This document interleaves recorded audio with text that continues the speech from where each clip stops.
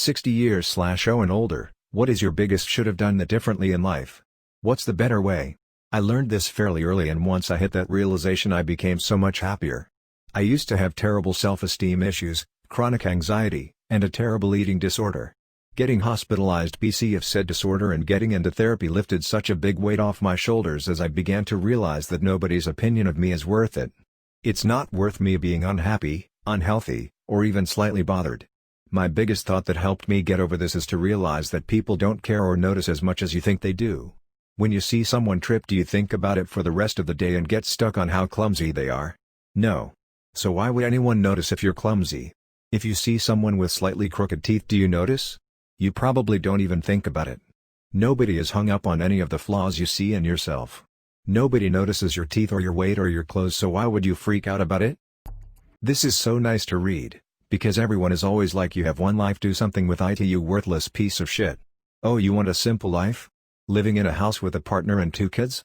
Fuck no, you need to be traveling around the world and getting rich at the same time. Like, please, is it bad that I just want a simple life?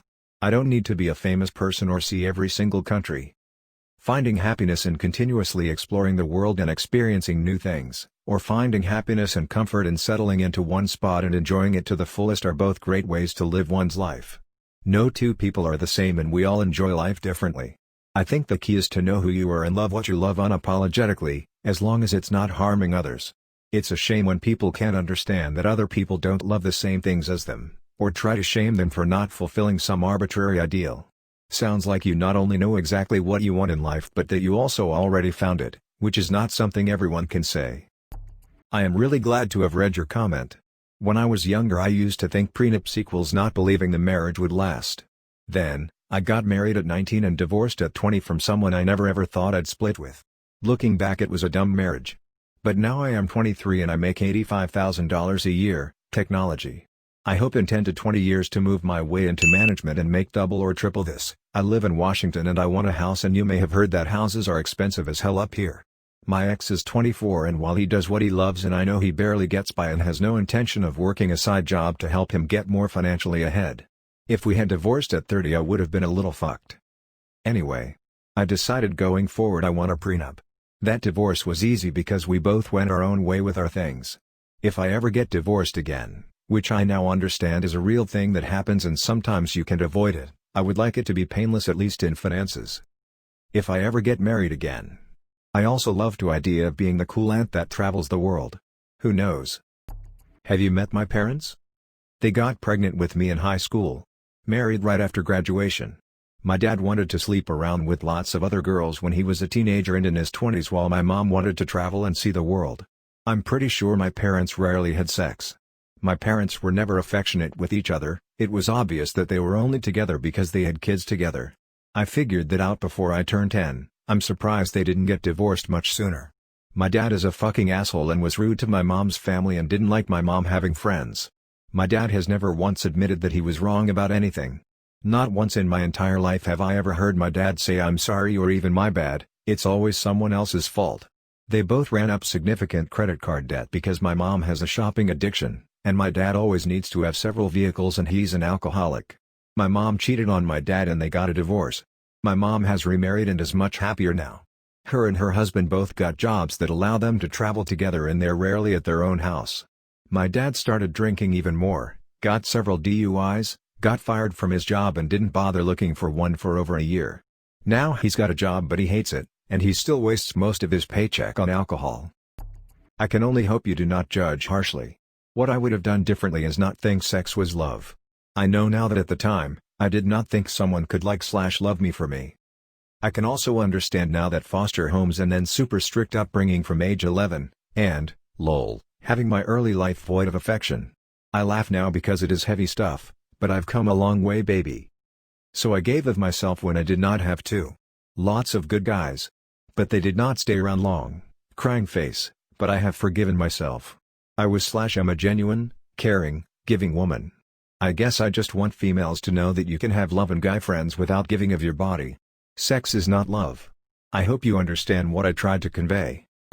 My dad was 51 when he passed away in 2007 of colorectal cancer. He said he had 2 regrets. One was he should have left his job years ago. He said he was so miserable the last 5 years there. It was wasted time when he could have been doing something he enjoyed. His job was a small family company whom he worked for 23 years. They treated him like absolute shit throughout his cancer ordeal. Second was he wanted to ask a woman friend of his out on a date and never got the courage to do it.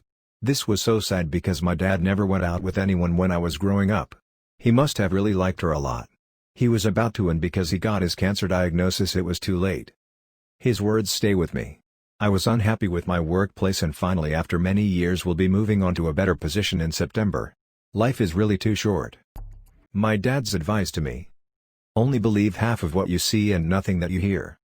Listen to people, don't just hear what they say. Tell the truth. It's easier to remember what you said. My great-grandmother, R.I.P. A shot of whiskey at night is good for the soul. Any more than that and you are dancing with the devil. My grandmother, R.I.P. Just because it looks good doesn't mean you want it. Thanks for the award by the way. In the U.S., the Environmental Protection Act, Earth Day and anti-pollution ads on TV to raise awareness, and the start of recycling all in the late 60s and early 70s, made it seem to me as a kid that we were on the right track.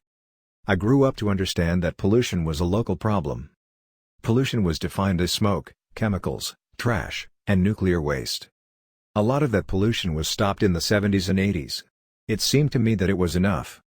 And it always looked like the cause of pollution was corporations. How naive. It is a global problem. Greenhouse gases and plastics are among the worst pollutants. A core cause is consumption by our vast population, and thinking that corporations cause pollution is like thinking that cartels cause drug problems. Ugh. What would my do-over be? All the things that I am doing now, I wish I would have done 40 years ago. Among them, realize that having a lot of stuff, especially disposable stuff, doesn't matter. Consume less, no impulse buying, buy things that last, buy used things, downsize. Give away things, rather than sending them to the dump. Make electronics last longer. Ignore advertising. Use plastic sparingly, no one use plastic bags, no plastic water bottles. Drive less, combine trips, take the bus to work or work from home, which has been possible for me a lot longer than I've been doing it. Recycle all metals, especially aluminum. Eat at home most of the time, no fast food at all. Eat simple foods, mostly plants. I think this will help financially, but the biggest benefit of college is making friends and meeting tons of people from different backgrounds, who will hopefully go on to be successful. That's pretty difficult at community college most of the time. If you're at Stanford, you're gonna meet a bunch of world-class students who know a lot about a lot. People who played in adult orchestras as teens or were published in some way or won competitions. Living with them and bonding in the dorms freshman year can reap a lifetime of benefit. Same with joining an academic frat, or regular, frat. That just isn't the same in a CC. That said, I went to a similar school and don't keep in touch with many of my friends from college. My friend who has 100 plus friends from college has job invites all the time and successfully switched jobs during quarantine. My other friend who spent college years living at home and did not go to a competitive school is struggling to find a job in a similar field. Obviously 3 data points is not a scientific study, but your social network is a huge way to get ahead in life and you're gonna miss that if you go to a CC. From seeing my parents age and express regrets. Take care of your hearing at concerts. Ensure a retirement. Don't marry because you feel pressure to do it. It's never too late to learn a new skill. My dad started learning a new skill for a new job and stopped 10 years ago. He's pushing 70 and regretting not making the effort. My grandma. Don't stay married just to honor your vows if they're not honoring theirs. Don't stop moving/exercising and doing things for yourself. Never stop learning. She went to community college as a senior citizen and also kept an open mind regarding women's rights, homosexuality, and race, etc. One thing to be sure to do is take care of your body. It's easy to do things in your teens, 20s, and 30s that come back to bite you in the butt when you're in your 50s, 60s, and 70s. Go to the dentist 3 times a year if you can. Do yoga twice a week. Don't smoke, drink alcohol, or do drugs. Eat vegetarian or vegan if you can swing it. Meditate. Take it easy on your joints, including things like running and other impact sports. Cartilage does not grow back. Watch out for getting too much sun. Time and money spent taking care of your body is very worthwhile.